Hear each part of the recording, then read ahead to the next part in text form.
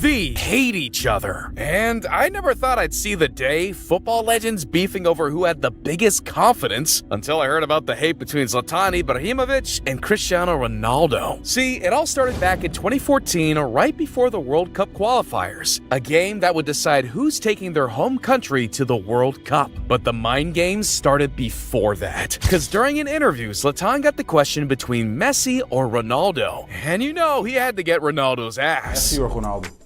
Messi. My guy really had to start the beef right before the biggest game of his career. So you know, Ronaldo wasn't gonna let that shit slide. So heading into the game, Ronaldo had to hit hard, scoring and doing the goated celebration on Zlatan's head. But it didn't end there, because Zlatan got his revenge, scoring a header and a free kick. That's when he really pissed off Ronaldo. And we all know Ronaldo's fetish with being clutch. My man started licking his lips after Zlatan scored the free kick. That's when you know shit's real. 3 minutes later, this happened. Now it's Ronaldo who can break again.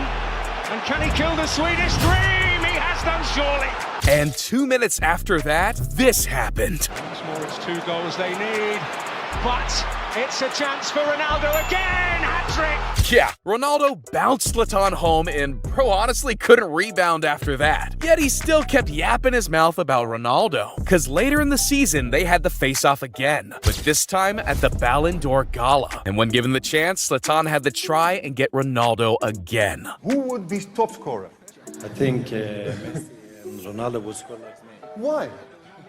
Just like that. Okay. Bro really tried disrespecting one of the GOATs right in front of him. Zlatan should have learned his lesson, but nah. In 2023, when he retired, we all thought the beef would be over. But Zlatan took his talking to an interview with Piers Morgan, where he kept running his mouth about Ronaldo. Was Cristiano Ronaldo's bicycle kick goal the best you've seen? And you said yes. You still think that? I was being sarcastic. Oh, you were? Yes. You meant yours? Which not many understood. So you think yours was better? 100%. I said in an interview later, you should try it from 40 meters. It's a big difference.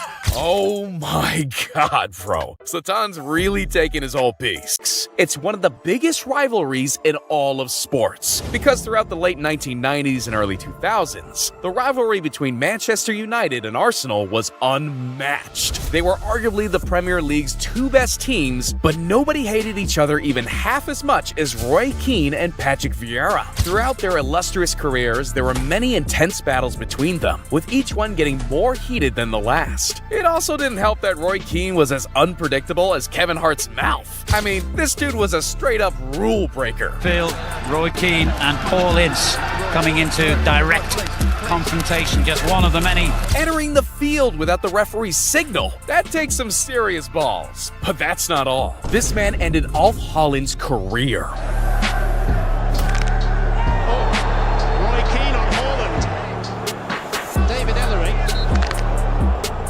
Come on, dude. That's Erling Haaland's dad. Bro just became Norway's #1 enemy. But imagine taking that hate and taking it up 10 levels. That's how he felt toward Patrick Vieira.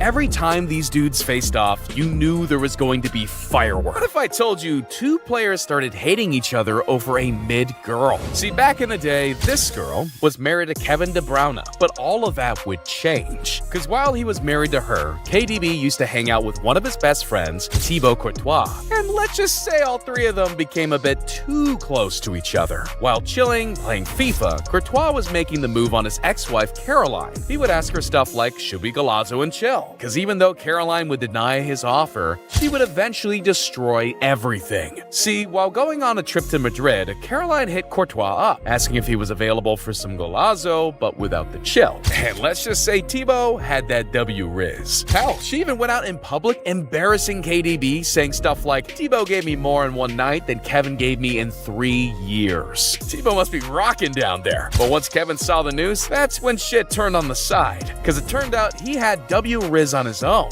since he had been sleeping with Caroline's best friend on the side. I swear, this is some crazy-ass triangle drama. But the hatred didn't stop there, because in 2023, they would get the chance to settle the beef on the biggest stage, the semi-finals of the Champions League. And that's when KDB got his revenge.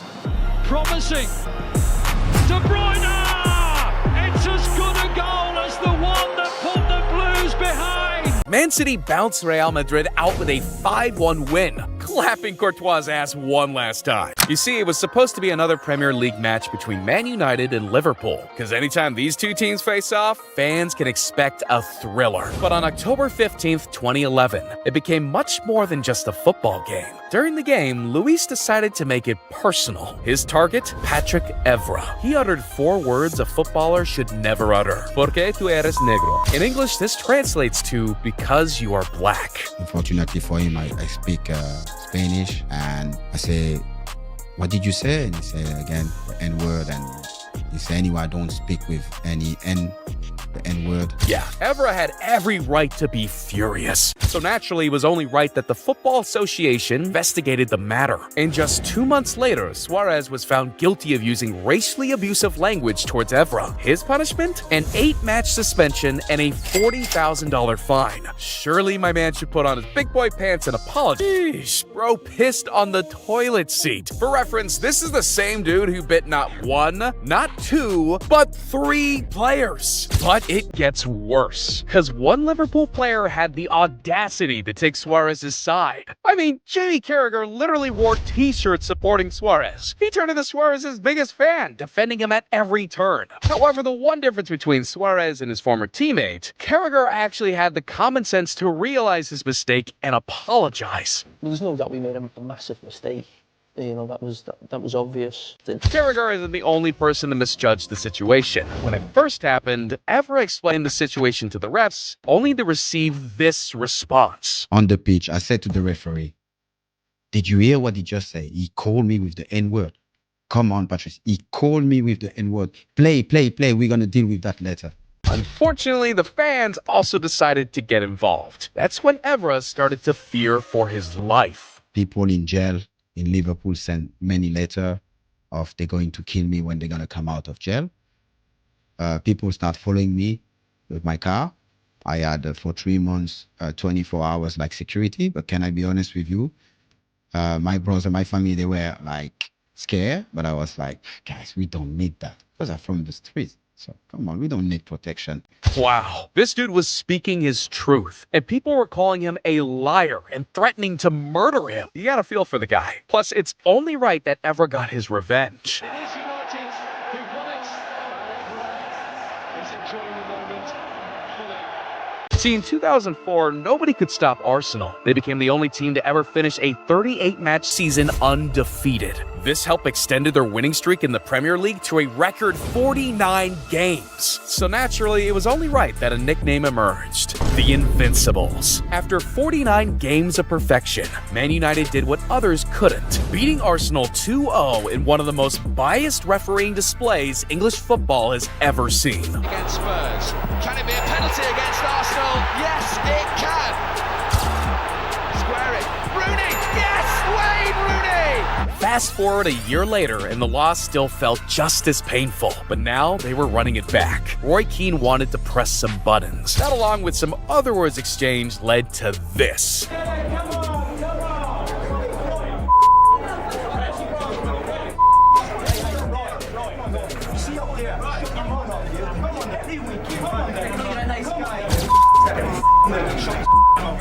All that, and the game hadn't even started yet. They hadn't even left the tunnel yet. So when the game finally kicked off, both teams desperately wanted to win. That's when a young Ronaldo took over, scoring twice in the second half alone. Beautiful ball to Ronaldo. Chance, Manchester United. Goal! Cristiano Ronaldo squares it up again.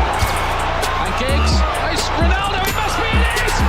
Manchester United lead 3-2. In the end, Man United prevailed 4-2. This also gave Roy Keane the upper hand in their head-to-head rivalry. In 12 Premier League encounters, Keane has 4 victories to Vieira's 3. But even though Keane got the last laugh, not all instigators come out victorious. But you don't have to guess with Zlatan Ibrahimović. He'll always tell you what's on his mind, for better or worse. Because any man who compares himself to a lion is going to have his fair share of enemies. Yourself on the pictures believing you were a lion. Is that right? I am a lion. You are a lion. Man, that clip never gets old. But in 2010, Zlatan didn't turn into a lion, he turned into a martial artist. And spoiler, his kung fu move nearly killed a man. But first, we need to rewind. Because when someone messes with Zlatan, things are gonna get personal. And if you don't believe me, ask Marco Materazzi, aka Matrix. It was a 2006 matchup between Juventus and Inter Milan, when all of a sudden Matrix turned into a one-man wrecking crew. Yikes. Bro just poked the bear, and when you poke the bear, it's only a matter of time until you pay the price. But unfortunately, revenge wouldn't be easy. Zlatan tried to return to the game, but he was in too much pain. The Matrix wound up winning round 1. Then, over the next few years, Zlatan became the ultimate season, Inter Miami versus AC Milan. That's when he finally got another chance to play against Materazzi. Ironically, the two were teammates on Inter Milan, but that didn't make a difference. Zlatan isn't quick to forgive. It also didn't help Materazzi's case that he fouled Zlatan in the first half. The rest was history.